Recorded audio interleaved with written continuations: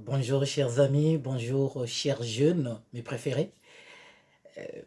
Vous voyez, ça fait du bien quand on voit un nouveau jour.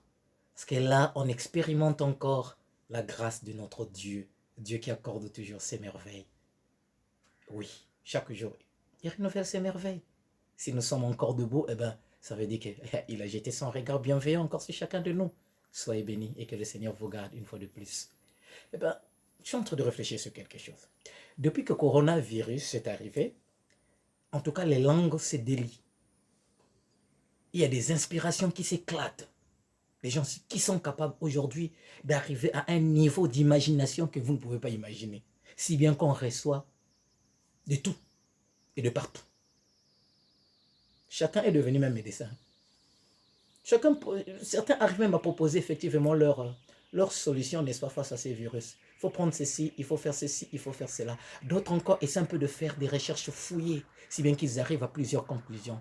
Et parmi les conclusions que j'aimerais vous partager aujourd'hui, c'est effectivement cette conclusion qui touche le chiffre 666. Ah, vous allez me dire, mais tiens, ces chiffres, il fait peur. Oui, il fait peur, mais ça m'a un peu, ça m'a attiré un peu quand effectivement j'ai découvert ce chiffre en lien avec le mot corona. Vous voyez, l'imagination. Quelqu'un a imaginé et me l'a envoyé. Je crois que vous avez reçu ce message. Il a imaginé tellement le mot corona, il s'est dit, bon ben tiens, je vais lui attribuer quelques valeurs numériques, c'est-à-dire chercher à attribuer à chaque lettre une valeur numérique. Et c'est ce qu'il a fait, si bien à la fin, il s'est retrouvé avec 666. Or, les valeurs numériques qu'il a attribuées à chaque lettre, eh ben, ces valeurs sont évidemment ces valeurs qui sont issues de l'alphabet français. Or, le mot corona est issu de l'alphabet, on pourrait dire latin. Et non seulement on pourrait dire c'est un mot latin. Et donc il va falloir que nous puissions trouver les valeurs numériques que nous devions attribuer, mais qui effectivement sortent de la langue latine et du latin ancien, classique.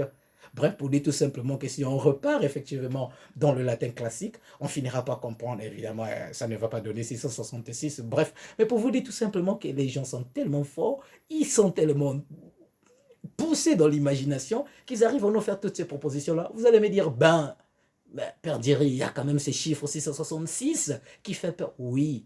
Alors, qu'est-ce qu'il faut comprendre? Bref, je crois que ça, c'est notre sujet. Peut-être prochainement, nous finirons effectivement par faire une vidéo sur ces chiffres-là, au cas contraire, la symbolique un peu dans la Bible. Mais je voudrais partir de ces imaginations aujourd'hui à travers cette vidéo pour pouvoir nous dire que nous devons effectivement être un peu faire un peu très attention à tout ce que nous recevons comme message, car depuis qu'effectivement ce virus est en train de faire, n'est-ce pas, son tour mondial, et on a comme l'impression qu'effectivement il y a des messages qui arrivent, et certains pour nous réconforter, mais d'autres encore pour nous plonger dans ce que j'appellerais ici la peur existentielle. Oui, il y a des messages qui nous plongent dans la peur. Et donc, il faut faire très attention à tout ce que nous recevons, au point où il y a de ces messages-là qui arrivent maintenant à polluer notre, on pourrait dire, mental, psychologique, à polluer notre univers, même spirituel. Si bien que, bon, on ne reste plus que la peur, l'angoisse. Non, je crois que il faudrait que nous puissions être capables de trier un peu quand nous recevons, et bien que nous puissions faire aussi attention à tout ce que nous recevons. Nos pensées, nous ne devons pas les faire nourrir, et toujours par des choses qui sont négatives. Non. Il faudrait que nous puissions arriver à donner à nos pensées, à donner à notre mental, à donner à notre respiration intérieure des choses qui peuvent lui aider à avancer. Je me rappelle ici un texte biblique, c'est Philippiens chapitre 4, verset 8. Il est écrit dans ce texte, « Au reste, frères, que tout ce qui est vrai, tout ce qui est honorable, tout ce qui est juste, tout ce qui est pur, tout ce qui est aimable, tout ce qui mérite l'approbation, ce qui est vertueux et digne de louange, que cela soit l'objet de vos pensées. » Ah, que cela soit l'objet de nos pensées, c'est-à-dire que nos pensées s'étonnent vers des choses positives. Et je me rappelle encore ici un texte du livre du Deutéronome, le chapitre 15, verset 9. « Garde-toi bien de nourrir dans ton cœur des pensées mesquines. » Comme pour dire, évite des pensées qui peuvent être là, en train de de te faire encore du mal, de te plonger dans une sorte, n'est-ce pas, de léthargie spirituelle, comme j'ai l'habitude de le dire. Oui, il faudrait que nous nous posions des questions aujourd'hui. Tous ces messages que nous recevons là, ça nous permet effectivement d'avancer, de grandir dans notre foi, de grandir dans notre vie humaine, de grandir dans notre relation avec les autres. Oui. De quoi nourrissons-nous nos pensées aujourd'hui? De quoi? Si vraiment il y a un programme de télévision qui ne nourrit pas tes pensées, qui ne te rapproche pas de Dieu ni de l'autre, ou qui ne te rapproche pas des valeurs, ben pourquoi tu restes devant ta télévision? Ben éteins la télé, va faire autre chose. Si effectivement ce sont des réseaux sociaux avec leurs messages qui arrivent à gauche et à droite là, qui te plongent effectivement dans une sorte de mort spirituelle et même existentielle, mais pourquoi tu restes encore là, à côté de tes réseaux sociaux ou dans tes réseaux sociaux?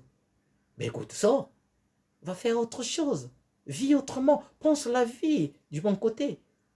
Si évidemment c'est un groupe d'amis dans lequel bon, on passe tout le temps à faire un peu le Congo ça, où évidemment on a obtenu un peu des diplômes à faire le songi-songi, c'est-à-dire des gens qui semblent devenir capables aujourd'hui de songi-songiser là.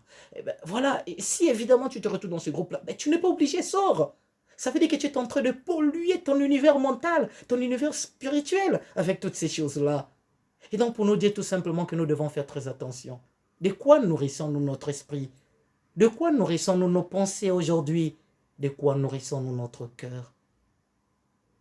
J'aurais voulu faire mienne les paroles de Saint Paul, qui évidemment dans le livre de sa lettre aux Romains, et je crois que c'est le chapitre 12, verset 21, qui évidemment nous invite à faire ce que j'appellerais ici le principe du dépassement ou de la substitution.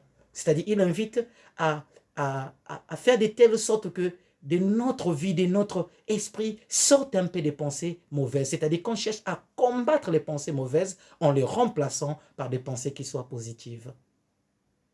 Un proverbe africain dit, si tu ne veux pas être piqué par les abeilles, alors tiens-toi loin de la ruche. Et ça c'est clair. Si la ruche est là à côté, et toi tu ne veux pas être piqué par les abeilles, pourquoi tu t'approches de la ruche? Tu dois t'en éloigner. C'est comme pour nous dire aujourd'hui que chacun de nous est invité à cultiver en lui cet esprit de discernement. Oui, le discernement, chers jeunes, chers amis, chers frères, chères sœurs. Le discernement dans tout ce que nous recevons. Car tout ce que nous recevons, parfois ne nous aide pas toujours à avancer ou à croître dans notre vie spirituelle et humaine. Mais c'est à nous qui les recevons d'avoir cette capacité du jugement. Et cette capacité du jugement s'appelle bien évidemment le discernement. Et si donc tu as la possibilité effectivement de nourrir tes idées, des choses qui sont positives, eh bien fais-le. Fais-le. Fais-le. Prends un bouquin, lis. Prends une guitare, joue